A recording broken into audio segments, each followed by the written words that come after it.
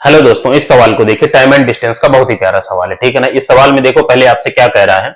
इस सवाल को मैं आपको दो तरीके से बताऊंगा, ठीक है ना। देखो, दो तरीके का मतलब ये है कि एक तो बेसिक हो गया और दूसरा आपका रेशियो से, और किसी तीसरे चक्कर में आपको पढ़ना भी नहीं है, ठीक है ना। देखो, पहला जो सवाल है आपका, अमित 10 घंटे में 40 किलोमीटर प्रति घंटा की चाल से एक दूरी आपका तय करता है।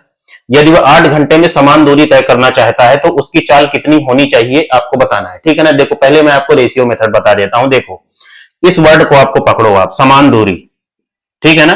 समान दूरी का मतलब क्या हो गया कि उसकी जो डिस्टेंस है वो आपकी फिक्स है, ठीक है ना।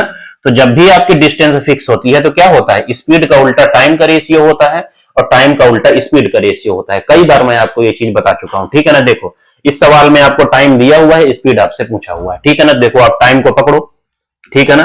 तो पहले टाइम कितना लग रहा है आपका 10 घंटे, बाद में कितना आपका 8 घंटे। तो इसको सॉल्व करो, कितना हो गया, 2 पंचे 10 और 2 चौको आपका 8, ठीक है ना।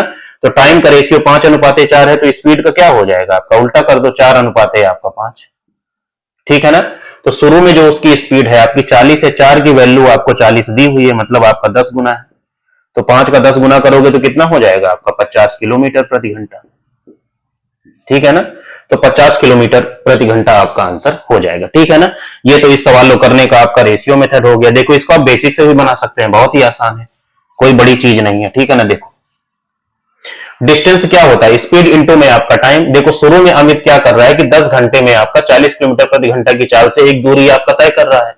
तो आप इस फॉर्मूले से आप डिस्टेंस निकाल सकते हैं। तो डिस्टेंस कितनी होगी आपकी, 40 गुणे में आपका 10, ठीक है ना। अब देखो, स्पीड क्या होती है आपकी, डिस्टेंस अपॉन में आपका टाइम, ठीक है।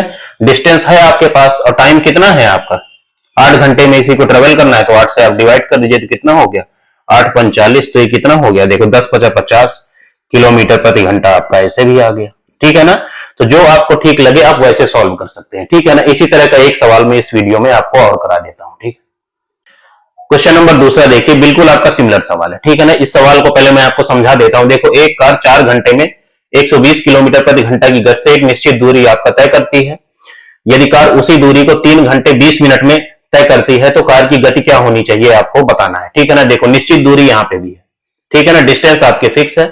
जब भी आपके डिस्टेंस फिक्स होगी तो क्या होगा, स्पीड का उल्टा टाइम का रेशियो और टाइम का उल्टा स्पीड का रेशियो होगा, ठीक है ना। तो आप टाइम को पकड़िए, ठीक है ना। यहाँ पे देखो टाइम क्या है, शुरू में आपको 4 घंटे दिए हुए हैं, बाद में आपका 3 घंटे और 20 मिनट है। तो आप ऐसा करो ना कि सबको मिनट में आप ले लो, ठीक है ना।